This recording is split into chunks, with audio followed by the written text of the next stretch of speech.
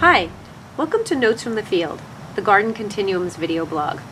I'm Monique Allen, and today I'd like to take a few minutes to demystify the term fine gardening. So way back in the beginning of my career, like in the 80s, very few homeowners used the term fine gardening to describe the work that they needed to be done on their landscape. And while not a new term, the first time I heard it was from a magazine. It was called Fine Gardening and published by Taunton Press. They still publish the magazine. It's a beautiful magazine. And now they have a digital site that you can get how-to videos, plant guides, gardening tips, design tips. It's just a really, really great site. And for me, it meant more like learning about the real high points of gardening. Well, today, fine gardening has started to be used quite commonly by both homeowners and service providers, as well as box stores and garden centers. And the thing that I find that's happening is that the two terms, landscape maintenance, landscaping, even lawn care, and fine gardening are being used interchangeably. And truth be told, that kind of gets my knickers in a knot a little bit because they are really quite different things. Starting with landscape maintenance, I see landscape maintenance as the big moves that you have to make in the landscape. So for all intents and purposes, it's managing the lawn, the leaves, the big open bed areas, and the snow. And it's bulk work, and it's really important, and there can be a lot of heavy lifting and a lot of fast moving. So super, super important stuff that has to be done. So the idea is keep chaos at bay and keep everything neat, clean, and safe. I see fine gardening as more horticulturally focused. It's really about the horticultural function. It's about the aesthetic. It's about making sure that you have a lot of health and beauty synergizing through the landscape all at the same time. Now, the important thing about fine gardening is that evolution and growth are not accepted, they're expected in the landscape. In other words, we're not trying to keep nature down or in control. We're not trying to subjugate nature into some specific form or look. In other words, we know that if we plant a cherry tree, that when we first plant it, it's tiny, and over the years, it's going to grow and expand on the top. The trunk's going to get bigger, and the top is going to get bigger. And because of that, you may go from a sun garden to a shade garden.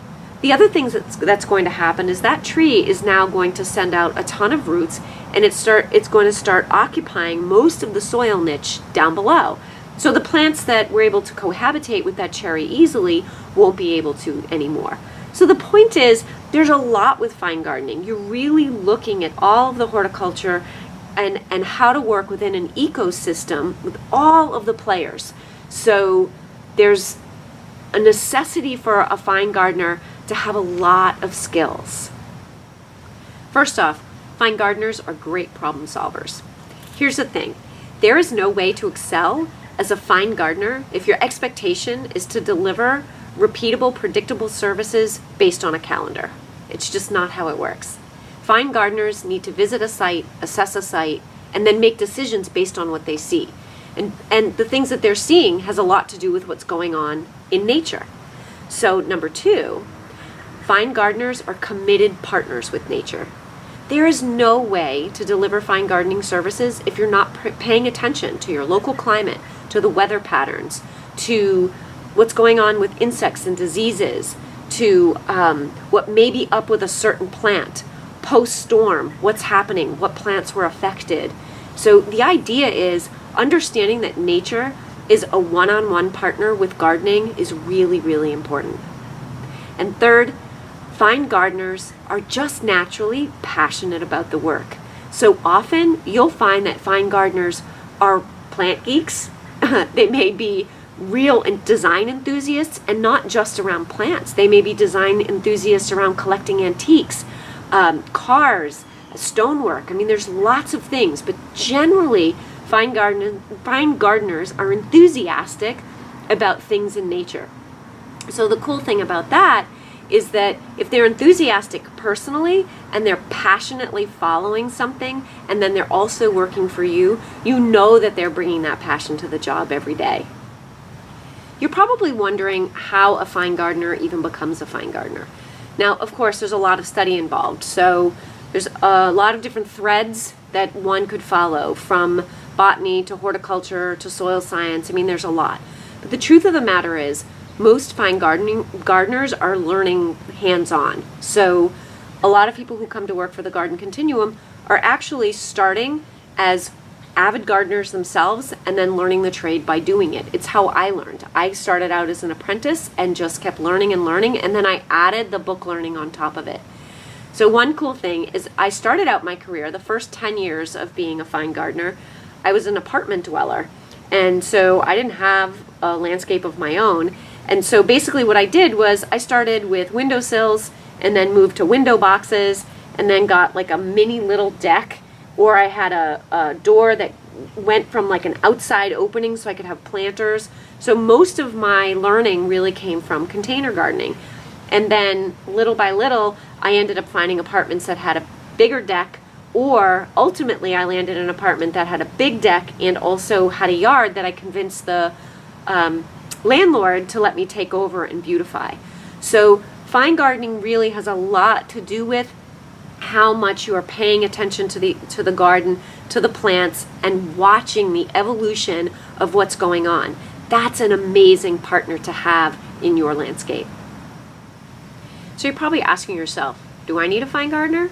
Do I have to get rid of my landscape maintenance people? No. The great news is there's room for both. I, as a fine gardener, incredibly appreciate the people that I work with who do the lawn care, the big leaf cleanup. I appreciate my tree people because we don't do big tree work. So partnering in landscape work is really, really great. But one thing you may also be wondering is, well, why don't I start doing landscape maintenance? Why doesn't a fine gardener also decide to do landscape maintenance? Here's the truth. Landscape maintenance and fine gardening are really two different businesses. Landscape maintenance requires that you hit properties quickly, repeatedly, and you go from property to property to property. All you've got to think about is mowing a lawn. You don't spend all day mowing one lawn. You mow the lawn and you move on to the next property. And part of how you make your business work is you need to do it quickly, efficiently, and have the whole thing be effective. Now, fine gardening is very different than that. Fine gardening, you're going to properties and you're working in the garden beds, and basically you're going into a deep dive focus into that bed area that could be quite expansive, it could be complicated, and have a lot of horticulture going on. So the truth is, fine gardening visits could take a half day or a full day. And the truth is, you don't really need fine gardening visits any more than every other week, third week, or maybe even once a month. So the truth is, the two business models don't work together. So ideally what happens is you have business partners. With all that information, you can probably see now why fine gardening and landscape maintenance are both important. So I ask you, if you're a homeowner and you are hiring a service provider, are they a fine gardener or are they a landscape maintenance company? Which do you need? Where's the gap? Great questions to ask to get the best possible service. And if you're a service provider, you may ask yourself, what kind of landscape service provider am I? And you may find that some of the discomfort that happens sometimes in working is that you're asked to do both of those things, but you're not comfortable in it. You actually really like one of them better. And if you do, that's great. Do that the best you possibly can, and then find your appropriate partner and team up.